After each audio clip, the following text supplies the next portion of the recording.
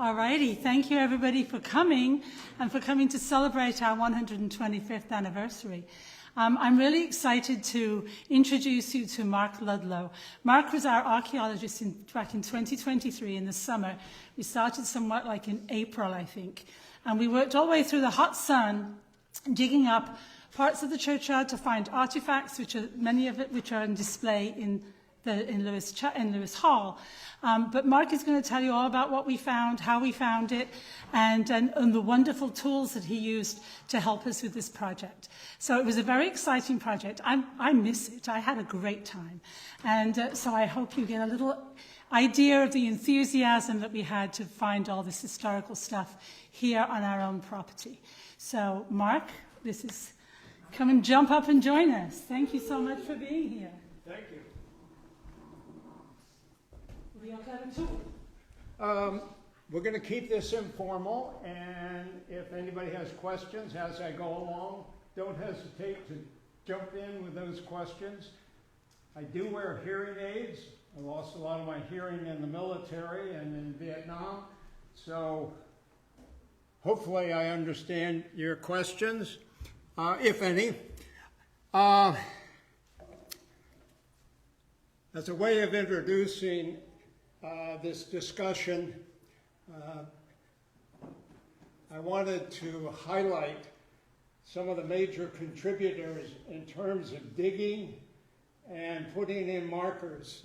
Rachel, who just spoke to you, was with us almost every day. She was very enthusiastic. And Kenneth Pack and his daughter and my co-principal in our archaeological firm, M3 Archaeology, was here some of the time. He lives out in the Shenandoah Valley, so it was a long trek in here. It's actually 3 hours round trip. He doesn't like to come in here, but I love going out there. So actually, almost twice a week, we do archaeological work in the Shenandoah Valley. So this is part of the key of what we discovered, and we didn't discover it in the ground. This is one of 13 what we found discussions. This is a hand-drawn map by George Washington. He had a dispute with George Mason about where the church, and this is what I call First Pohick Church, not the one up the road. This Pohick Church here on these grounds was before that one up on Route 1. And the dispute was, I'm George Washington, and I have to cross a number of difficult streams to come to church, either with a wagon or with a horse, or a carriage, or on horseback. And you, George Mason, live just down the road and don't have to endure that. In fact, I'm surprised George Washington made it to church here because if the streams were swollen, they couldn't get across to get to church. So George Washington basically mapped out where all the parishioners in that church resided. And it was to show I have to a long trek, and most everybody else has a short trek. So if we're going to move the church, I want it moved closer to Mount Vernon. And that's why it ended up, the more substantial structure ended up up on Route 1. But what we discovered, Rachel, actually, we simultaneously discovered it. We looked at a reproduction of the map and we went, what's that? You'll notice the top little insert box is where the church was. And you'll notice the bottom box, there was an unknown building just across the street that almost certainly was had something to do with First Pohick Church. Might have been the first vestry building. There's been no discussion about it, nothing written about it that I recall. We really haven't been over there it's private property, and we haven't really gotten permission yet to go over there. We went over and walked around and fiddled around a little bit, but it deserves an archaeological survey because it is probably an unknown building, a part of the first Pohick church. But the church itself is right down at the corner here, and we've marked it out with colored tape so you can see almost within inches exactly where that church was. So, to me, that was the biggest discovery. We found a map where exactly the church it was, and a building we didn't know about that's almost certainly associated with the church, and we don't know the purpose of that building, discovered heretofore unknown. So, again, on a more modern map, these are where those two buildings are. The first Pohick church is at the corner, and across the street, the red rectangle, is this previously unknown building. Now, we mentioned ground-penetrating radar. Many of you have heard about it or read in articles. This is the machine we use. Looks like a lawnmower. Has no blade and no mechanical assistance. I have to push it. And what it does is it pulses high-frequency radio waves, about 3,000 a second, which I have no idea how that works. It pulses them straight down into the ground. It's battery operated and actually uses less power than my cell phone. And an image comes up on my screen. An image I can save, and an image I can send to my computer at home. So on the left side of all of this is what a grave looks like when it images something. You don't see a coffin, you don't see a body, you see the disturbance that was created by digging a hole. When you dig into the ground, throw the dirt to the side, bury someone with or without a coffin, and put the dirt back in, that dirt has forever been changed. And this can tell the difference between the earth where the burial was and the earth right next to it, undisturbed. So what it's looking at are differences. Now, this happens to be an example of a well-preserved burial. Notice where the red line is, that's actually the top of the burial, and the bottom of the burial is a little more than 6 feet deep. And that's the bottom of the oval. So this is a slice into the ground, looking down. This is actually quite unusual. Historically, most people were not buried 6 feet deep. That's just unlikely in most cases. It was just way too much work, particularly if you're burying somebody in a simple coffin or what we call a shroud burial, which was also very common. So normally, most burials that I image, historic burials, 1700s, early 1800s, the top of the burial where the coffin was, 2.5 feet down. And the bottom, usually 4 feet down. With infant children buried mostly at 1 foot down. Folks don't realize that. And at Ivy Hill Cemetery in Alexandria, they have 3 plots totaling 90 infant burials. Most of these children were dead at birth from the impacts of influenza on their mothers. Only 1 child was buried in a coffin, and only 1 child was buried deeper than 1 foot out of 90 burials. So this is just to give you a perception about historic burials. So those are the two machines I have. One of them images into the ground 30 feet. There's absolutely no reason to dial in 30 feet because nobody's buried 30 feet deep. The other one 100 feet, only because these machines are used for geological purposes or finding buried pipes, utilities. And by the way, this machine images through solid concrete. 30 feet of solid concrete. The only thing it can't see through, and I use that term lightly, image through, is metal. It bounces back, and I can tell it's metal. So that helps you understand what the ground penetrating radar is doing. It's completely non-invasive. No holes are dug.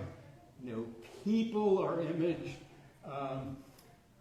You know, it's legitimately, people may have a concern about seeing a relative. You're not seeing your relative, you're seeing the disturbance created by burying your relative or what the coffin is reflecting. So, what did we find? Well, we found a building we never saw or heard of before. We found altogether, Rachel says I think we found 242 unmarked graves out there. Now that includes what we'll call the oldest section related to Pohick Church, the oldest section related to Lewis Chapel, which we're standing in. It does not include the newer part of the cemetery. And so we found, and I think I recorded 269. Doesn't matter. We marked them all with concrete pavers. So when you walk out there and you see what looks like a large brick flat on the surface, we've marked the location of every imaged grave. That doesn't have a marker that we can associate with a burial. 242 is a lot, but not unusual. As an example, a few months ago, a year ago, I imaged a cemetery in Mount Jackson, Virginia. 96 marked burials, 295 unmarked burials. Lots of reasons why that happens. It may be economic, things change. Oh, we're going to put in a marker. Things changed, people moved out of the area, etc. Now, or the markers got knocked over, they got broken, they got thrown off to the side, buried, thrown away, any number of things. So it's not all economic or best wishes. You know, we often think about vandalism in cemeteries. Actually, it's pretty rare. It's the grass cutters that do most of the damage. They ram into the gravestones and knock them over and break them, and then they're embarrassed or they're in their way, and they throw it off to the side or throw it in the woods. Often, if you look very carefully at an old historic gravestone, you'll see kind of scarring around the base. Those are the weed whackers. After a while, it wears away the base of the gravestone. But these are some of what I'll call the sub-projects that we accomplished. We found graves in a family plot you may see out there that's square or rectangular. We didn't know who they are or how many people were buried in them. Well, now there's a marker stone buried flat for, I think, 4 adults and 1 child. And we did that all over the place. So we found them. One of the examples is Nina Mae Shepherd's grave has a marker with 1 name on it, but there are 2 people buried there. Not uncommon again. member of the family dies, a husband dies, the stone's put in, his name's engraved on it, and many years later, his wife dies, nobody around to remark or add another stone or re-engrave, and so I'm never surprised. Small children are often put in and never marked, etc. So we found a lot of unmarked graves. Now, digging anywhere in a cemetery or wherever we think there might be a cemetery has some potential disturbing elements to it, to descendants and other people. And also we have state laws. So as a professional archaeologist, I'm a registered professional archaeologist, I establish a limit of how deep we will dig so that we don't inadvertently disturb a grave. So we had an inkling that there was a walkway, and it's hard to see, but in the black and white photograph, you see a road and then what I will call a path just above it, going from one point to another point on church grounds. That suggested there was a walkway from Lewis Chapel to maybe a parking lot, or probably a gravel parking lot. And so we dug a trench, only about 6 inches deep, and we found part of the walkway. Almost certainly it was paved with bricks. We found a fragment of a brick, but the bricks were probably pulled up and reused. That first rectangle, the light gray area is actually compacted earth where it was paved with brick. And we also probed along that pathway, and we found almost back to here the compacted earth from where the walkway was. So we confirmed there was some kind of walkway of some length going from where Powick Church and Lewis Chapel were partway down parallel to the road right out in front of us.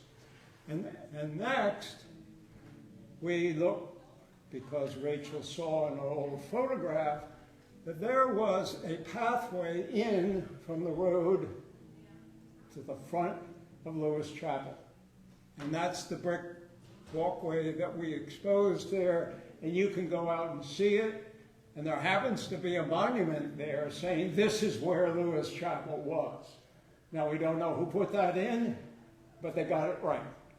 That's the walkway right up to the front door, and that's where Lewis Chapel was. And if you haven't been out there, we've marked that with colored tape. You can see almost within a foot or two exactly where this building used to be.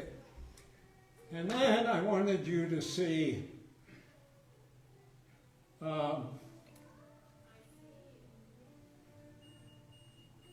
one of the other things we did was there's a marker out there for a subplot where Civil War soldiers died, were buried. And it's marked with a stone-carved marker, and whoever put that in, whenever they put it in, they got it right. We imaged quite a few of the Civil War burials. I can't remember how many there are, but you'll see the ones that are imaged all have a paver at ground level. Let's see if this is still working. I think it probably is. Then we did something. Now top, look in the background. You see what are yellow flags put in. We used archaeological metal detection. I have a $2,000 metal detector. Some of you may have other metal detectors that aren't $2,000 ones. We use them on Civil War battlefields to document things.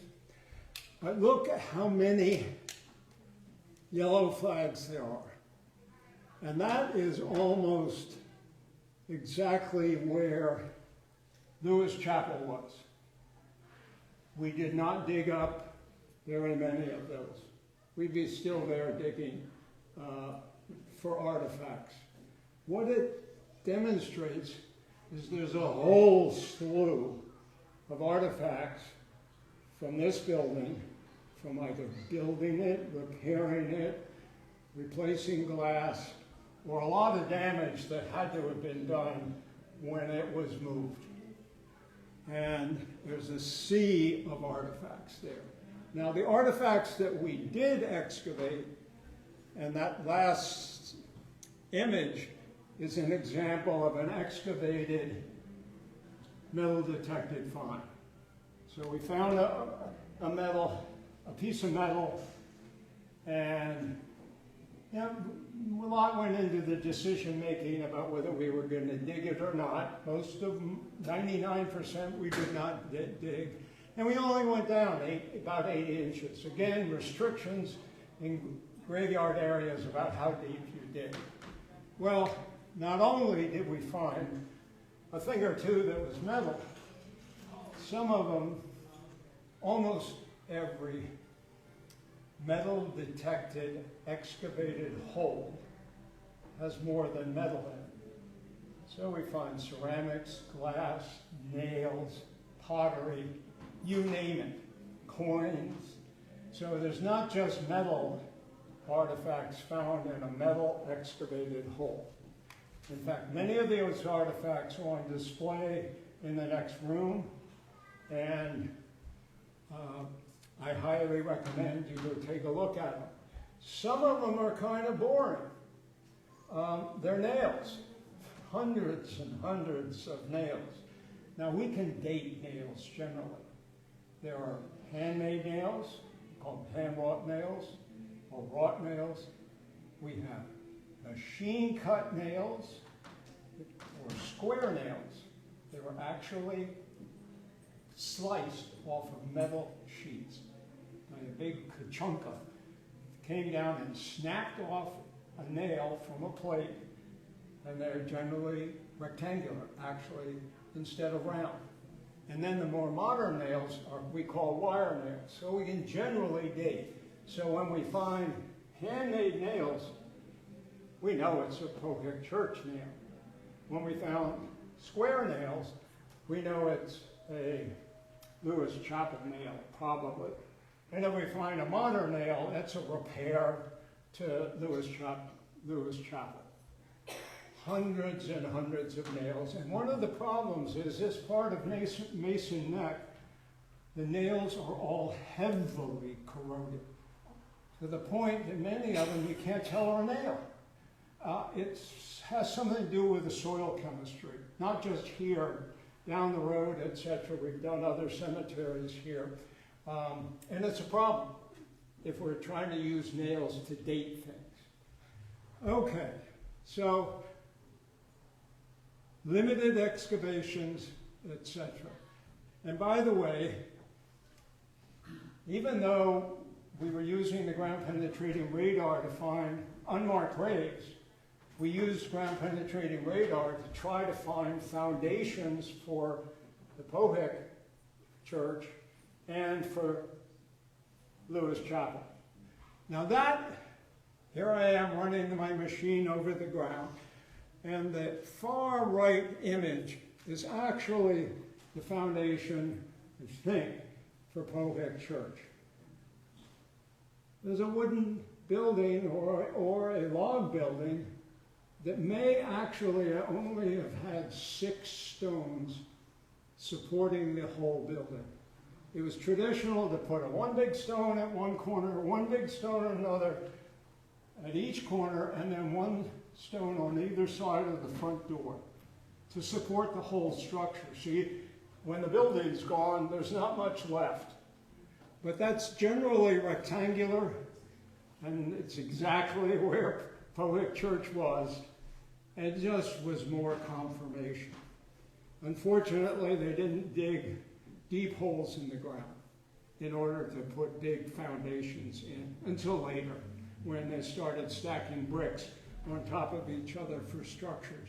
So it kind of takes your imagination and a lot of experience to make sense out of some ground-penetrating radar images for foundations and walls. But we got lucky. Every one of those dots is an unmarked burial.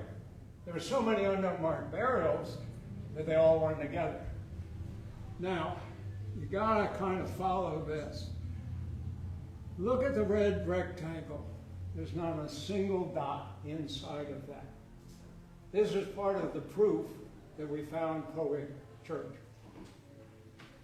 Because people in big cathedrals, yes, it was really important if you were a person of high stature, you wanted to be buried as close to the front of the church as possible.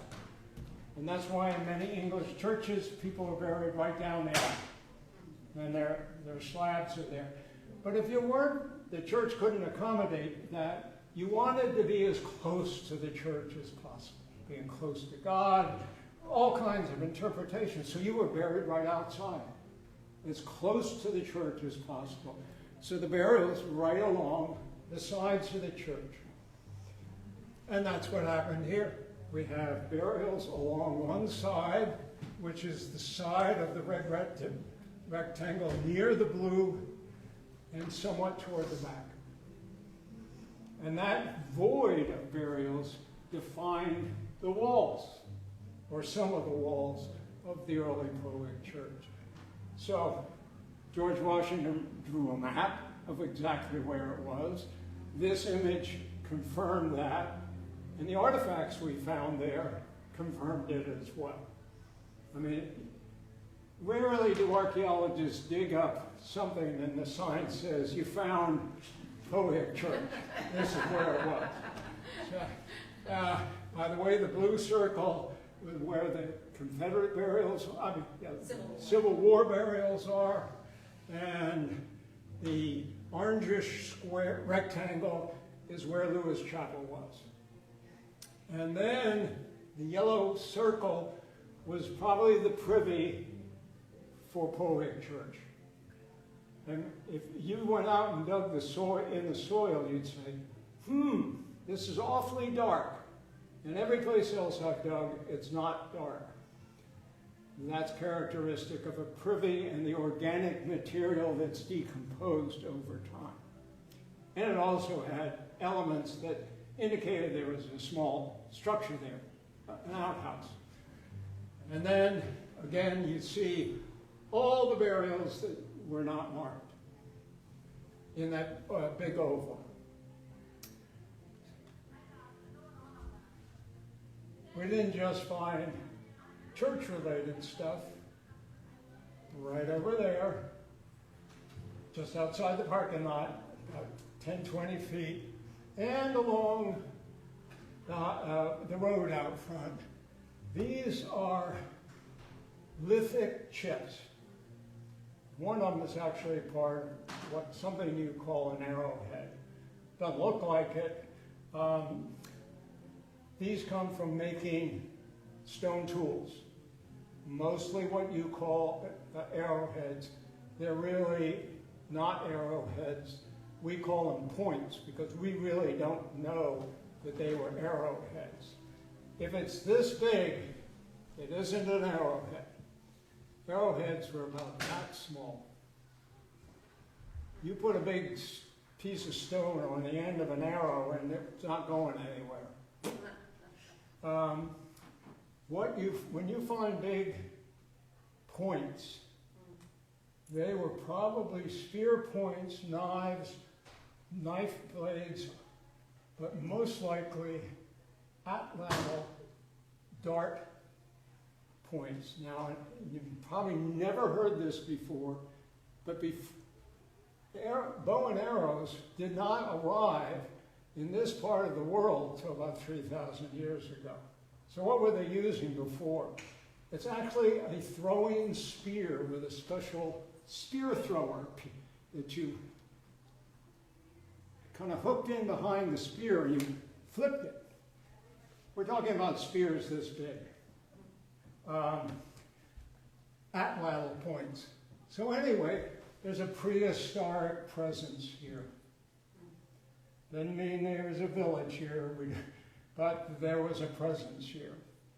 Now, if you go through the woods there, not too far, there's water and swamps and everything else, and everything you'd like to have, and the river in order to exist here and hunt here, etc. So the chances are somebody was here for a day or so, or a week or so, or just stopped to actually make a point. And they made them endlessly, by the tens of thousands. You sit and you have a few minutes, you're sitting around the fire, you're making points. We find them by the thousands. But that tells me, and we don't have dates for those because they aren't whole points. They're the chips left over, most of them, from making points. We can't make them.